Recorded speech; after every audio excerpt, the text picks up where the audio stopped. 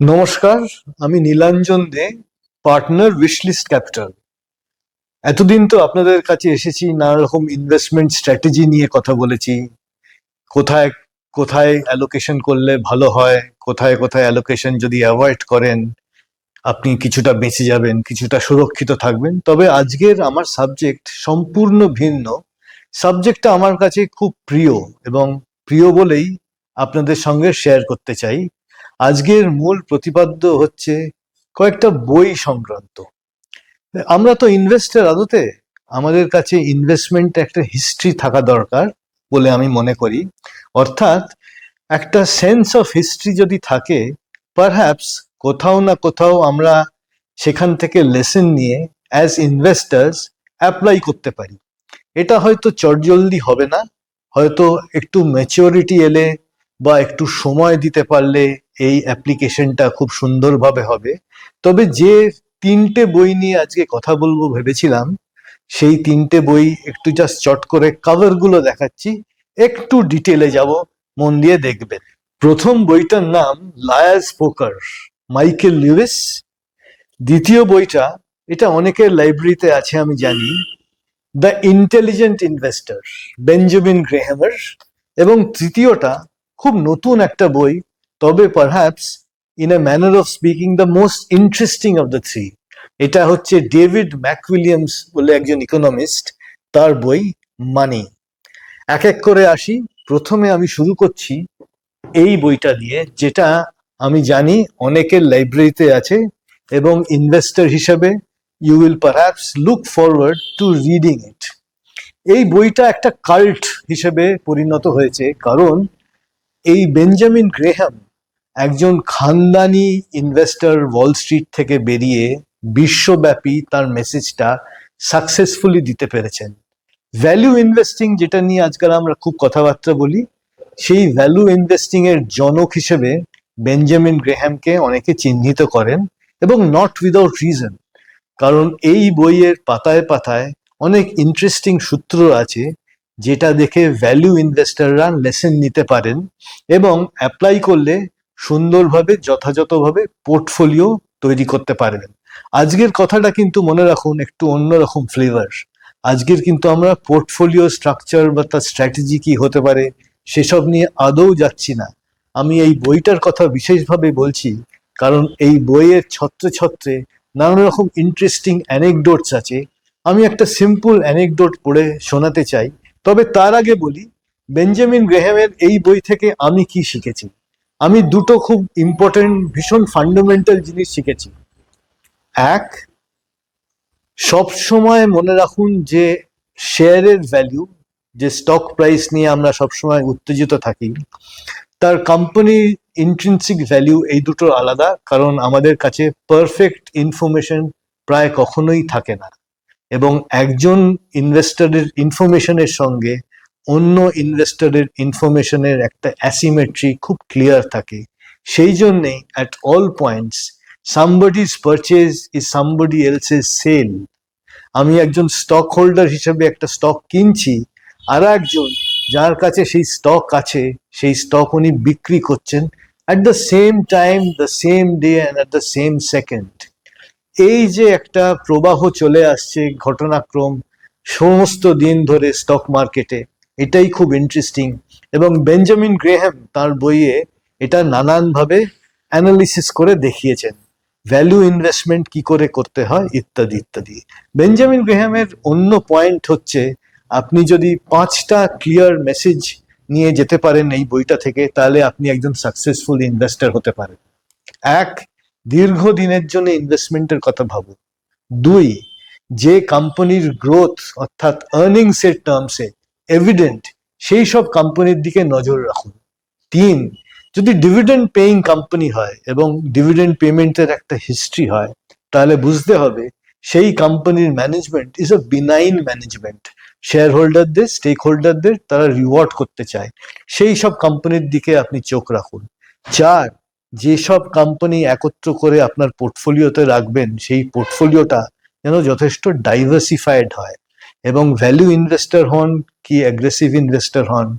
In fact Benjamin গ্রেহাম enterprising investor এই কথাটা use করেছেন। যাই হন আপনি, আপনার যেন যথেষ্ট রকম ডাইভার্সিফাইড পোর্টফোলিও হয়, এবং শেষ পয়েন্ট, রিস্ক ম্যানেজমেন্টের দিকে সদা সতর্ক দৃষ্টি রাখতে হবে। এই পাঁচটা জিনিস আমি বললাম, এই পাঁচটা জিনিসই কিন্তু 5 most common elements in an intelligent investor, the title of the book তার প্রতিপাদ্য। আমি চট করে একটা ছোট্ট স্টোরি বলছি এই বইটা থেকে নিয়ে, আমি মার্ক করে রেখেছি পেজটা, so that it is easy for me two navigate this. এইটা হচ্ছে সেকশনটার নাম দ্য বয় ওয়ান্ডার। বেঞ্জামিন গ্রেহাম বা একজন পরে নোটস লিখেছেন, সেই নোটসটা দেখে আরো ক্লিয়ারলি বোঝা যাবে। বয় ওয়ান্ডার বলে একজন খুব ইয়াং 18-19 বছরের ট্রেডার এসেছিল এক সময় ওয়াল স্ট্রিটে। তার সংক্রান্ত একটা ছোট্ট গল্প আমি আপনাকে বলছি। The latest proof that the more things change, the more they remain the same is considered with Ryan Jacob. এই যে দ্য বয় ওয়ান্ডার, তারই কথা হচ্ছে। সে the Jacob internet fund launch করেছিল in 1999, and after producing a 216% return at his previous .com fund, investors poured nearly 300 million into Jacob's fund in the first few weeks of his launch in 2000. It then proceeded to lose 79% in the 2000 year itself. অর্থাৎ এক বছরের মধ্যে 79% loss হলো, and then in 2002 13% আরো loss হলো, till a cumulative collapse of 92% happened, and investors, or many of them, were ruined. Benjamin গ্রেহামের কথা হচ্ছে, এই internet fund was a product of its time, অর্থাৎ একটা বাবল ফর্ম হচ্ছিল এই সময়। আপনাদের হয়তো একটু পুরোনো দিনের হিস্ট্রি ঘাটলেই বুঝতে পারবেন, বা যারা সিনিয়র দেখছেন তারাই জানতে পারবেন। এই বাবলের সময় এই রকম সুপার কাইন্ড অফ ইনভেস্টমেন্ট, এত টাকার ইনভেস্টমেন্ট চলে আসা অস্বাভাবিক ঘটনা নয়। তবে the higher the go, the bigger it goes, the quicker and the harder it falls, এটাও কিন্তু এই বইয়ের একটা অ্যাবাইডিং লেসন। Thank you. এটা আমার বলে খুব ভালো লাগলো। এটা আমার খুব স্ট্যান্ডার্ড ভালো একটা বই, প্রামাণ্য বই হিসেবে আমি দেখি। অনেকের কাছে এই বইটা আছে, আরো একবার যদি পেজ উল্টে চলে যান, এইরকম অনেক রকম অ্যানেকডোটাল এভিডেন্স আপনি পাবেন, যেটা বেঞ্জামিন গ্রাহাম ইনভেস্টরদের তথা রিডারদের পড়ে শুনিয়েছেন। And my next book is another cult book. Cult, কিন্তু এই কাল্টটা সম্পূর্ণ রকম অন্য। এই বইটার নাম the Liar's Poker. Michael Lewis, যিনি নিজে একজন হটশট ট্রেডার ছিলেন, a bond salesman. I am taking you back to the 1990s, যখন বেঞ্জামিন গ্রেহামের অনেক পরবর্তী সময় এই bond trading was a big thing on Wall Street, এবং স্যালোমন ব্রাদার্স বলে যে ফার্মটি ছিল যেখানে মাইকেল লুইস কাজ করতেন, সেইখানে কি হতো সেসব কাণ্ড কারখানা নিয়ে এই বইটা। তবে আমি একটা সিম্পল জিনিস এখানেও মার্ক করে রেখেছি, এটাও একটা খুব ইন্টারেস্টিং প্যারাগ্রাফ হিসেবে দেখুন, এবং চট করে যদি শোনেন চোখ বন্ধ করে 1 মিনিট, আপনি বুঝতে পারবেন এর তাৎপর্যটা কি। For me the belief in the making of dollars crumbled. এটা কিন্তু লায়ার্স পোকারের অথর অনেকটা পথ পেরিয়ে আসার পর এই উপলব্ধিটা পড়ছেন, এবং তিনি বলছেন the making of dollars crumbled. The proposition that more money you earn, the better the life you are leading, was refuted by too much hard evidence to the contrary. And without that belief, I lost the need to make large sums of money. The funny thing is that I was largely unaware of how heavily influenced I was by the money belief until it had vanished. What profound words are these! এবং কতটা experienced হলে, কতটা পথ হাঁটলে একজন tedder তথা investor, and a very storied investor, কারণ এই অথর অনেকগুলো ভালো ভালো ইন্টারেস্টিং বই লিখেছেন। দ্য নিউ থিং বলে আরো একটা বই আজকে আমাদের কালেকশনে এই মুহূর্তে নেই, সেটাও যদি কোনোদিন আমি চান্স পাই আপনাদের সামনে এনে আমি পড়ে শোনাবো তার অংশ বিশেষ। And my third book, my last book, is a very new book called Money. এটা খুব ইন্টারেস্টিং বই এবং অনেক রকম স্টোরিজ রয়েছে। How money involved, what happened in the first early days of money, কিসের তাড়নায় money as a commodity came into being, etcetera. So this is basically a book for history nuts interested specifically এই টাকার evolution and টাকার application. তবে যেটা খুব আমার উপভোগ্য লেগেছে, এবং এটার কথা অনেকেই জানেন, আরো একবার ঝালিয়ে নিচ্ছি, উনি একটা মেনিয়া কথা বলেছেন। এখানে মেনিয়া শব্দটির একটা বিশেষ তাৎপর্য আছে মার্কেটে।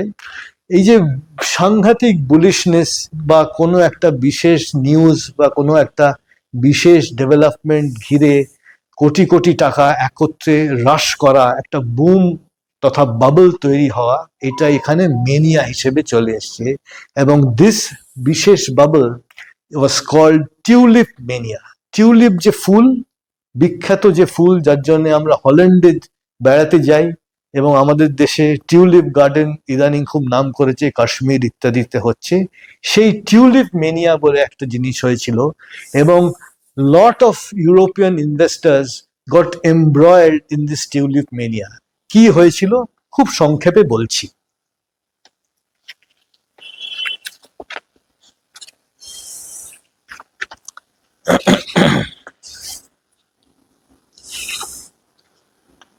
In the late 16th century, tulips were introduced to Amsterdam by the ambassador of the Ottoman Empire. The most exotic flower of the era, sparked an interest in the horticultural and botanical community. However, for the Amsterdam high society, tulips became more than mere flowers. এবং তার কারণ আছে। It was a very speculative society, mind you. Amsterdam, অর্থাৎ what is Holland, সেখানকার কিন্তু the Dutch investors were basically a big speculating community, এবং তারা were very successful in European markets, এবং তাদের থেকে লেসন নিয়ে অনেকে অনেক কিছু করতে পেরেছেন। এই tulip bulbs became a trading point, অর্থাৎ people used to buy future contract, tulip চাষ হবে, আমি টিউলিপ আজকে কিনছি, এবং it was an accepted form of transaction. এই টিউলিপের দাম বাড়তে বাড়তে বাড়তে একটা সার্টেন ক্রিটিক্যাল জায়গায় চলে গিয়েছিল, এবং as it so happens, which is not uncommon, market started crashing. So both ways, people either made huge money or lost huge money, because a simple একটা ফুল, a bulb, became a more than a mere talking point. আমার dressing রুমে, আমার drawing রুমে, আমার বসার ঘরে শুধু tulip থাকতো তখন নয়, টিউলিপ নিয়ে রীতিমতো স্পেকুলেটিভ ডিলস হতো, এবং এই entire market came crashing down one day. It actually did not happen one day, but to read more about it, কিভাবে হয়েছিল, কিভাবে ডেভেলপমেন্ট হয়েছিল এই মার্কেটের মেনিয়া, কিভাবে ক্র্যাশ হয়েছিল over a period of time, কিভাবে তাবড়ো তাবড়ো ডাচ এবং ইউরোপিয়ান ইনভেস্টররা এর মধ্যে আটকে পড়েছিলেন, এটা পড়ার জন্য বা এটা জানার জন্য আপনাকে এই বইটার কাছে যেতে হবে। ওয়ান্স এগেন আমি বলছি, বইটার নাম মানি, এবং বইয়ের author David McWilliams. It's a very new book, relatively new, এই বইগুলোর মতো নয় যেগুলো আগে বললাম, তবে এনজয়েবল নানদালেস। আই হোপ একটু অন্যরকম, অন্য ফ্লেভার আনতে পারলাম আজকের এই ডিসকাশনে। অনেকেই নিশ্চয়ই বইগুলো পড়তে চাইবেন, উল্টে পাল্টে দেখতে চাইবেন। এগুলো সহজেই পাওয়া যায় এবং খুব সহজে আপনি দেখে নিতে পারবেন। সো একটা পার্সোনাল কথা বলে আমি এটা শেষ করছি। এই যে বইগুলো, কেন আমি এগুলোর কথা আজকে উত্থাপন করলাম, কারণ অ্যাজ এন ইনভেস্টর, অথবা ধরুন as an individual citizen in the markets, as a participant, আমি কিন্তু এই বইগুলোর দ্বারা খুব অনুপ্রাণিত হয়েছি। আমি অনুপ্রাণিত কথাটা অ্যাডভাইজেডলি বললাম এবং উল্লেখ করলাম, কারণ বেঞ্জামিন গ্রেহাম থেকে তো বটেই, লায়ার্স পোকার, এই যে দ্বিতীয় বইটা মাইকেল লিউইসের লেখা, এই বইটা কিন্তু আমাকে নাড়িয়ে দিয়েছিল। কারণ ট্রেডিং ফ্লোরে কি হতে পারে, ট্রেডাররা কি ভাবতে পারেন, সাধারণ ইনভেস্টর তার বিন্দু বিসর্গ জানতে পারেন না, এটা একটা ইনসাইডার স্টোরি হিসেবে আমাদের কাছে এসছে। এবং থার্ডলি, এই বইটাও, as I said, it's a book for history nuts. আমার এই ধরনের বই খুব পড়তে ভালো লাগে, আমি খুব এনজয় করি, and therefore I wanted to share. এই যে টাকার রেভলিউশন অ্যাজ উই নো ইট একটা কমোডিটি হিসেবে এসছে, একটা ট্রানজাকশনাল মিনস, এবং টাকার জন্য এই আকুলি বিকুলি এই রকম চিন্তা এত কিছু করে চলেছি, এর যে একটা বিরাট ব্যাপক হিস্ট্রি আছে across time lines, across civilisations, সেটা এই সব বইগুলো পড়লে আমরা ধরতে পারি। Thank you very much. নমস্কার।